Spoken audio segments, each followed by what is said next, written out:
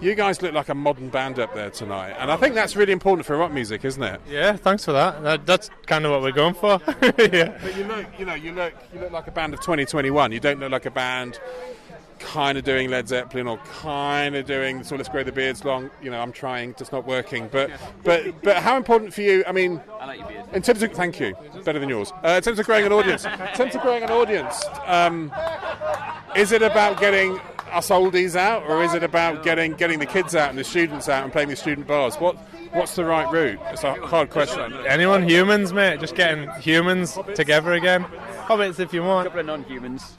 Yeah. For us, it's just about playing music. Like, we just love it. Like, this isn't the 9 to 5. This is what we love. I tell you what I think what was so special about today was, like as we were saying, all joking aside, was actually doing this gig that opened up this festival that I think we hadn't really realised until we were here that was the first gig that a lot of people that have come to see the music have actually been to. So that's some of the first like public and live events. So when we started playing, there was a guy came up at the end and he said, "You're the first band that I've seen in 18 months, and thank you for that." And that was one of the nicest things I've heard in 18 months. Was actually someone, The thing for you as well is, and I've noticed it with the Friday band so far, is you can see the edginess, because usually at Wildfire everyone piles in. A lot of people are standing outside the tent.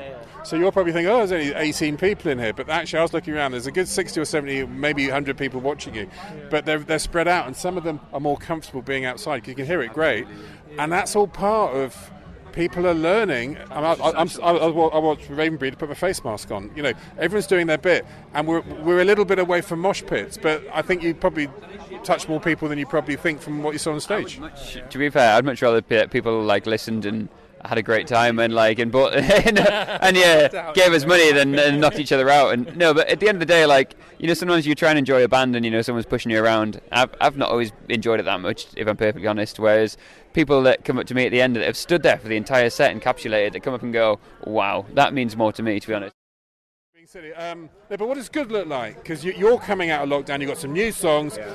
That performance on that stage, no disrespect to Wildfire or anything, but that warranted a bigger stage and a later bill on another occasion. So you've clearly got something. So where do you take things? I mean, it's a bit of a labyrinth. What does good look like? Is it big gigs? Is it classic rock? Is it Kerrang? Is it not LinkedIn, the other one, Instagram?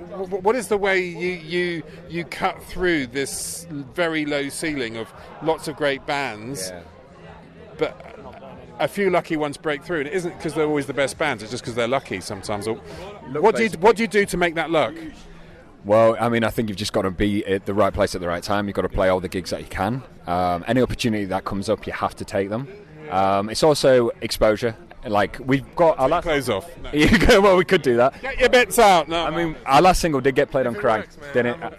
Yeah. Well, you do it, yeah. But yeah, I mean, that's it. It's exposure. Anything we can do to gain more exposure. We did get played on Kerrang for our last single. Imagine you doing well on them. So yeah, I mean, again, when we record that, what is it? September we're going into the studios. October. Sorry, we're going to the studio in October. So we're going to have a totally fresh new sound, and we're going to just try and push it to as many people as we can, and try and build it up from there. Really, maybe do a music video, something that's quite exciting.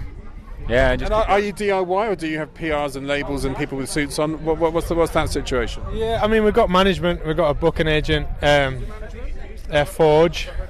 Forge are very marvellous. I like Forge. I don't actually know them. Is it Tina? No. Yeah, Tina. Yes, I don't know her to sort of play Scrabble with her, but I know of her. People speak very highly, and they've got a very good ethos, I think. Yeah, mate. Yeah, I mean, we're happy to be on board.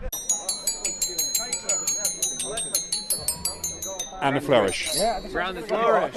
And a flourish. What was that? It was AC/DC, the Ace of Spades. Rachmaninoff's, that was Rachmaninoff's second piano concerto. Good job. Right, moving on. Marvellous. So success. Yes. So Kerrang Radio. Yeah. Forge Ahead is marvellous. Yeah. Management is. I suppose the question I'm getting to. You've got good stuff with Forge. Is success as a band? Do you need to keep your hands on the band? Yeah. Or do you just hire lots of people to tell you what to do? What do you feel? It's a mixture of both. I think you can. Professional help can take you to the next level. So we've used some good radio pluggers in the past. They're kind of important. Sorry, drummers wants to say a word. Yeah. Sorry. I'm more important than you. Thank you. Marvellous. Yeah, great point there, Matt. Thank you very much for interjecting. Always knockout stuff, innit? knockout stuff. But yeah, A lot of drumming. Yeah, marvelous. I'm joking, Matt. Come on, come on. Sticks.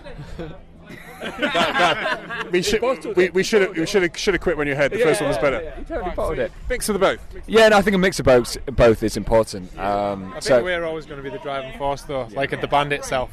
Because it means obviously more to us than... Well, you are the band. Exactly. And that's the thing. And I think that's such an important thing. And I think, in fairness, and I don't know, but I think the Forge people, I think they encourage you to find yourself rather than tell you what to do. That's exactly the conversation we've had with them before. When back for more, man? I am back for more. We've had a conversation with them, and that's the plan. We're going to take our time, record these songs that we've got down, and then that's the next step. Thank you. That's better. 2 out of 3 ain't bad. 2 out of 3 ain't bad. That's a Meatloaf song. Right, let's leave it there.